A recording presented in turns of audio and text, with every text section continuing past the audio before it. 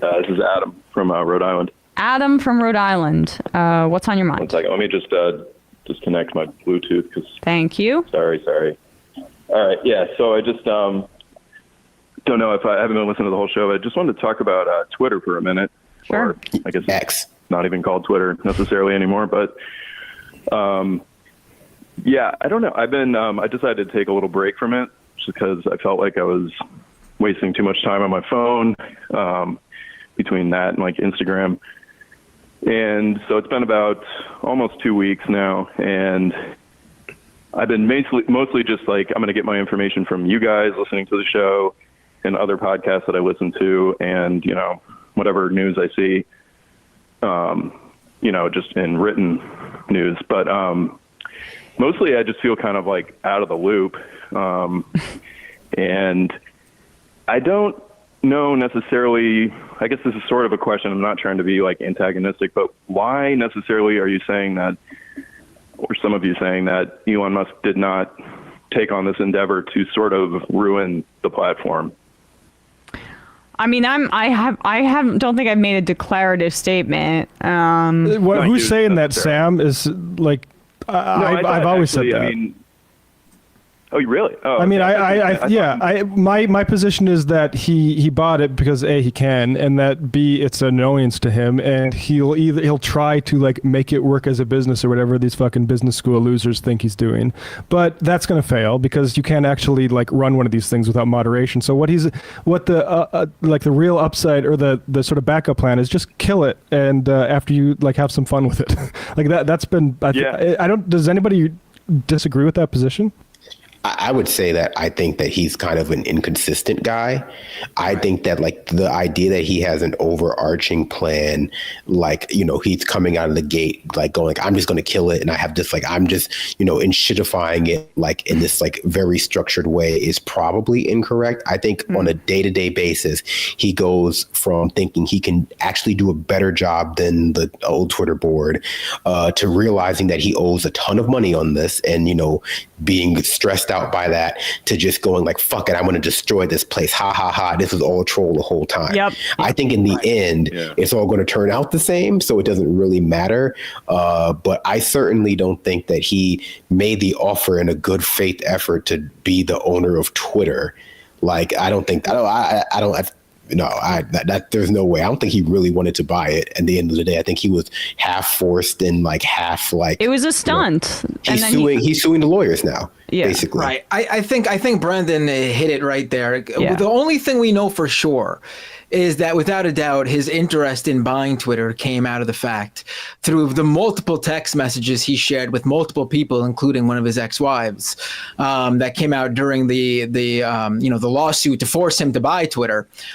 Is that the number one issue being talked about that convinced him to buy it was how important right-wing voices like the Babylon Bee were being censored. He's dumb as hell, yeah. On Twitter. Like this is 100% factual, accurate. We know from these private text messages that were never meant to go public. Bender, didn't those texts have something about like, wasn't it from Sachs or Calacanis about like going after the left?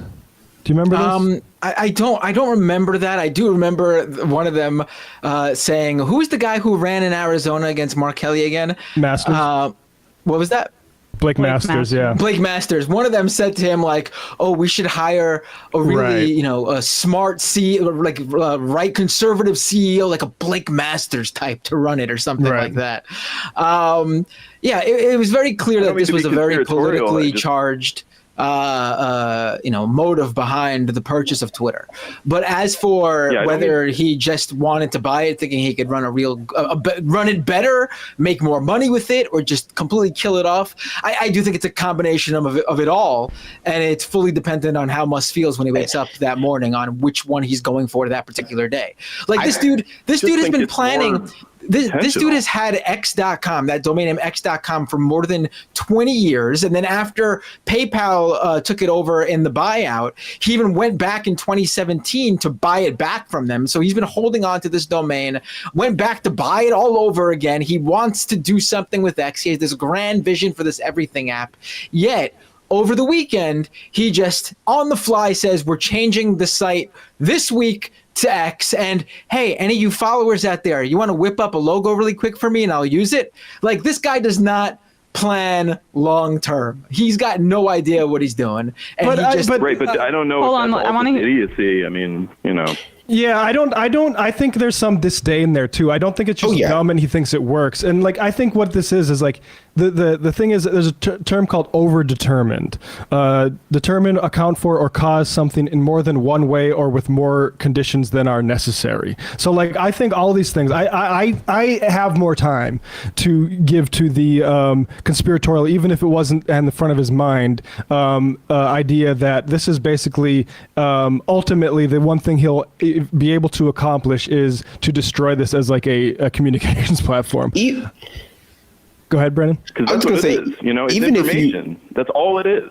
Yeah, I think that like I think his goal for it is the same as destroying it, regardless of whether or not like you mean it like he's going to like just he bought it to run it into the ground. Even if he bought it to make it like a free speech haven for, I don't know, free thinkers, that's still destroying the website. I think, yeah, exactly. I think like, our definition of destroy might just not be the same as his is. At the same time, though, like at the end of the day, what makes me think it's not totally intentional, at least in that way, is that he could have gotten it for cheaper. Like if it were actually a targeted, like thoughtful thing he was trying to do, he probably could have gotten it for cheaper than he got it for. Like the fact that he Wasn't ended there up something paying, about him getting money from the Saudis for it, though? He did. Yeah, they're partners in it. They're partners in it. This isn't like if some it's secret not thing his either. money, then I mean, still, he had to put some money in. He had to put some money in. He might still have to end up leveraging more Tesla. Saudis aren't really the people you want to owe money to, unless again they're in the bed with him on this like huge, like destroy Twitter plan, which is not implausible. Like, what do you think the Saudis? What do you think the Saudis say about the politics of the website? It's like But he's also brought on board a lot of these like investment, like Fidelity's invested. I'm sure Fidelity, who knows what they're looking for out of it, but I'm sure they just wanted to make a quick buck and they thought Elon Musk's a smart guy. They're gonna, double their investment, and they've already marked it down as worth 1/3 of what they paid for what they've put into it. I think ARK Invest has marked it down by like 50% of what they paid. Right, and that's an investment firm that absolutely loves Musk and still talks him up. Right. And so I just think, at the end of the day, it might just be our definition of destroy is his definition of build, which might be what's creating some tension here, which is that like we think that like it's a good idea to run Twitter like a social media site that people want to use, and he simply doesn't seem to think that's a good idea, and it annoys him. It annoys him that it doesn't work what he wants to do. Billionaires, though. I mean, it's totally against the billionaire class. I mean, they don't want this information getting out there. Yeah, I mean, what the only thing like I said, I have time for like the conspiratorial element, but I will say I do think the non-conspiratorial structural analysis is also useful, which is that Elon is destroying Twitter basically for investors. That is happening to all these social media sites. They're all doing this. They're all degrading massively, and it's basically because money's tighter and they don't have as much money to play with to try to control the economy. And the PR for these sort of tech companies is way lower than it was, say, during the Obama administration. So, like, I think he is an like apartheid nostalgic right wing like crypto Nazi. But I also think I think that isn't the sole reason. But I do think I think these sorts of reasons. I think like his trans daughter. I think like that's part of the reason too, as much as like being the supposedly wealthiest capitalist in the world to this day. Final thoughts, caller, before we let you go. Final thoughts is anecdotally, just from my experience, like I'm still consuming information. It's a little late. I listen to Democracy Now! In the morning, and I listen to your guys' kind of stuff at the evening, and I'm not going to list off who I listen to because whatever. But the point being is I feel out of the loop. It's been 2 weeks, and I'm not getting the same kind of climate information. I'm not getting, and some of it's nice because honestly, I have a 2.5-year-old and it's pretty stressful to think about what the world's going to be like in 20 years, let alone 5 years. But, on the other hand, from it's good to be informed. And I just feel like this is an extremely democratic way to get information out there. Independent journalists can just pump it out around the world. Look, when you I'm on Blue Sky and I'm trying to get more into it. But again, it's the the infrastructure is so already in place that it's more just like general social media destruction, and as opposed to me having a ton of hope that another one is going to emerge. Appreciate the call. Thanks so much.